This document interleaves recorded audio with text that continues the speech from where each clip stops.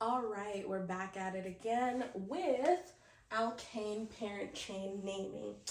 This shouldn't be too terribly bad, so let's go ahead and knock it out because these are the building blocks that you need for naming.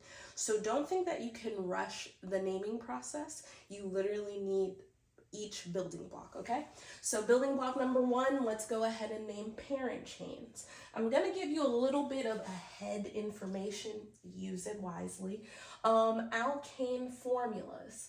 This is what you use for straight chains. What I mean by straight chain is a chain that is continuous in one motion without picking up your pen. And I'm gonna draw some pictures. So this, and we'll talk some more if you haven't already seen the other videos about these line structures, is understanding without picking up my pen, this is a continuous straight chain.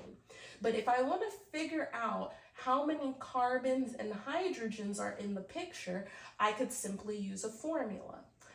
N is going to stand for the number of carbons in the picture, always. That's the one thing it stands for. So we count each carbon by counting each corner. So that's 1, 2, 3, 4, 5.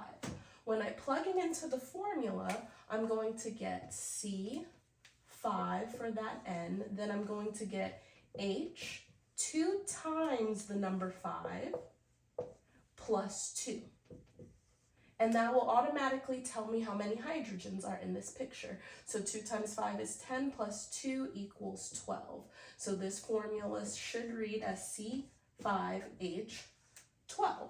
If you want to double check, remember carbon should have a total of 4 bonds. So that means I'm looking at this carbon which already has 1 bond, so I know it has 3 more. This one right here has 2, so I know it has 2 more. So forth and so on all the way down. Take your time and just go ahead and go through them. That's 3, 6, 8, 10, 12. I didn't just draw each hydrogen in because that's too time consuming, but you get the point. So that's the quickest way to gain the formula.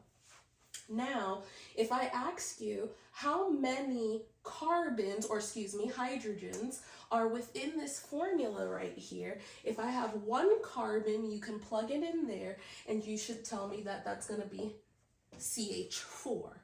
When I have 2 carbons and 3 carbons and so forth and so on, you should be able to plug it in. What you'll find is a beautiful pattern where this number is going to increase by 2. So that had 4, then this would be 6, and this is 8, then C4 would be H10, and so forth. That's going to be your homework. Now, for every long chain or straight continuous chain, depending on the number of carbons in that straight chain, it has a particular name.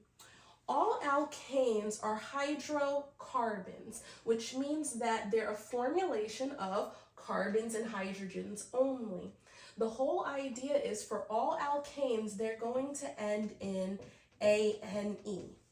This signifies that this is the parent chain, which should be the last name of your structure, right? So when I come here, group 1 is going to be called a propane. The prefix for 1 is going to be prop.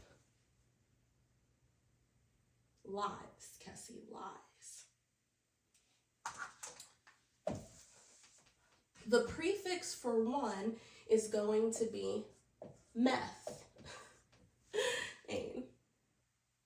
Then you just ended with the ANE. For 2, that is going to be F, and then ended with ane. 3, prop, but, pent, hex, hept, oct for 8, non, dec,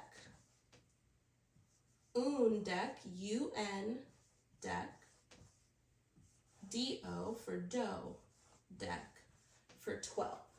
Please memorize each prefix and understand that these prefixes still will have the word ANE attached to them. Now, later on in the next video, we'll talk about substituents. Substituents, which are branches, is what I call them, but that's for another time. We'll talk about that in the next video. But right now, focus on really understanding your alkane formula. Alkanes end in ANE. I can't talk today, I'm tired, sorry. And then you have your prefixes that you have to memorize. I would go ahead and take some time to write out each formula and also learn to draw your pictures alongside of it.